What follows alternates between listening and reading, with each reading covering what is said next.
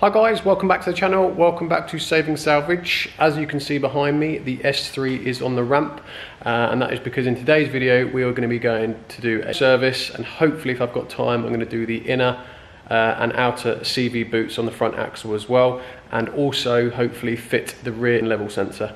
I think I showed you in the last video that I've already fitted the hazard switch. That I don't know if I can't remember if I showed you or not. If I haven't, I have fitted a hazard switch and that has cured the indicator fault, so that's all fine. What else have we done? I've booked the windscreen to be replaced. That's going to be done tomorrow, so that will be good. So hopefully in today's video we're going to get the service done, CV boots, and if I've got time, sensor, and then hopefully take it for a road test.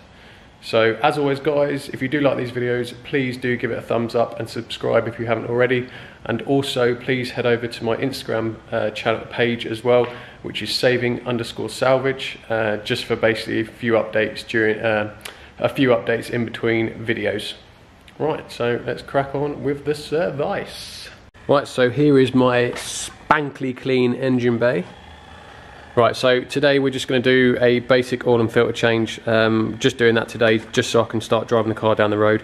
I would rather just change the oil and filter, just so I know it's been done. I don't really want to be driving it down the road on 5-year-old oil.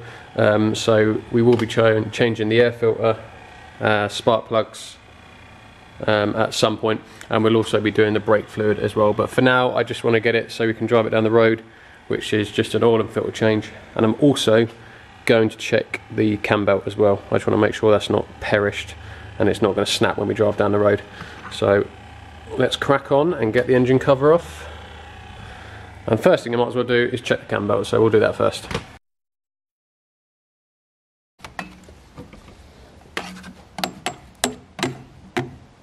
Trying to get it so you can see. I've checked the cam belt. I have gone all the way around. I've turned the engine over. It is perished. It could do with a new cam belt. I don't know if you can see look, all the perish marks where it's starting to crack. I've been all the way around. I mean, it's not torn, it's not basically it's not going to snap, but it is perished. As you can see there, look, it's just small creases in all the ribs basically. So I mean, it does need doing, it does need replacing, but for the purpose of a road test it will be fine. Right, let's have a look and see what 5-year-old stagnant oil looks like.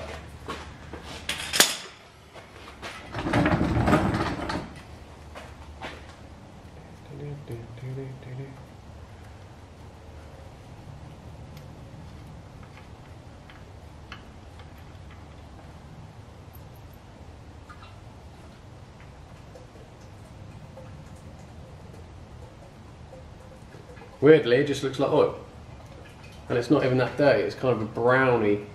It's not black. It's like dark brown. So I suppose that's a good sign. It means the inside of the engine's fairly clean.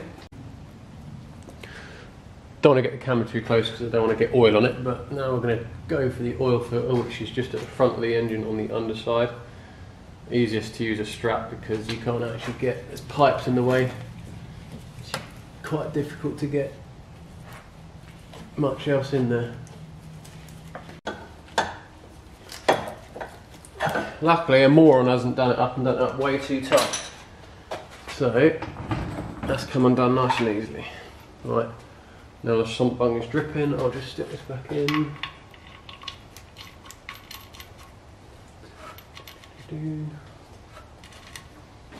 Alright, let's get the oil filter out. I'm not spilling any oil, hopefully. Easier said than done.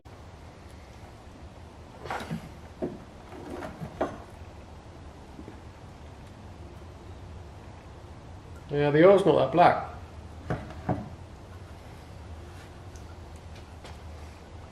I don't know how that's going to come across on camera, but look, it's fairly brown, the oil. So that's good. That means it wasn't serviced long ago. Put the new oil filter on.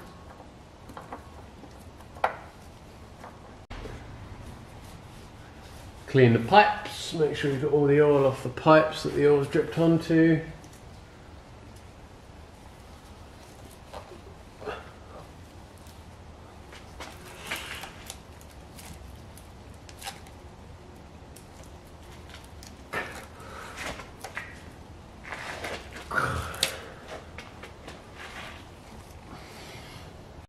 Just a little nip with the,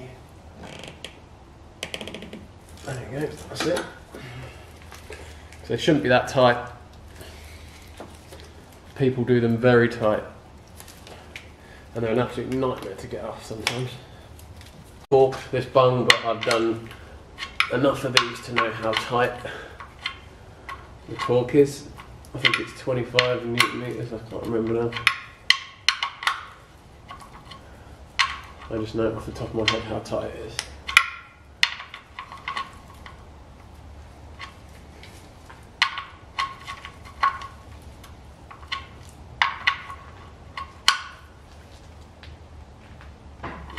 That's it. Yeah, we might as well, to be fair, see if we can fit that in. So, which is over here.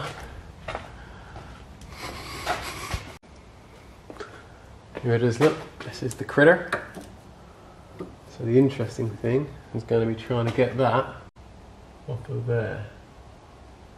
It's a T25 by the looks of it, so let's just hope it undoes instead of snaps, because that will piss me off.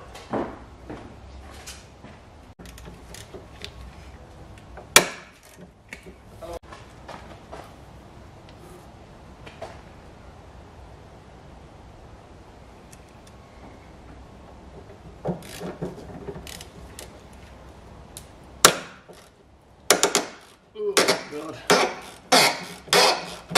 Sounds good.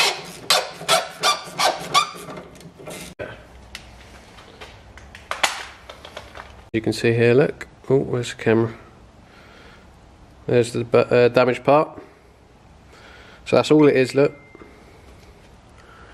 That's all that's stopping this from going on. So we're going to have to remove a nut from here as well, just to remove that bit.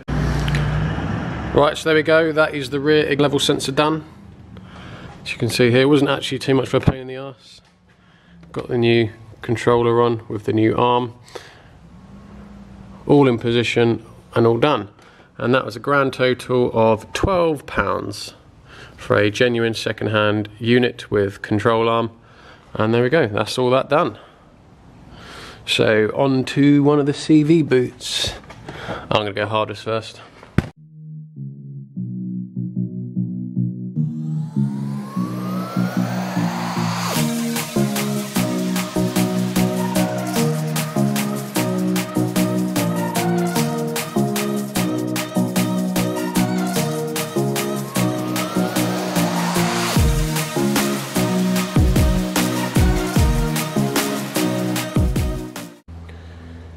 Right, so my time lapse isn't as good as the phone because for some reason it automatically cuts off once it hits 300 pictures.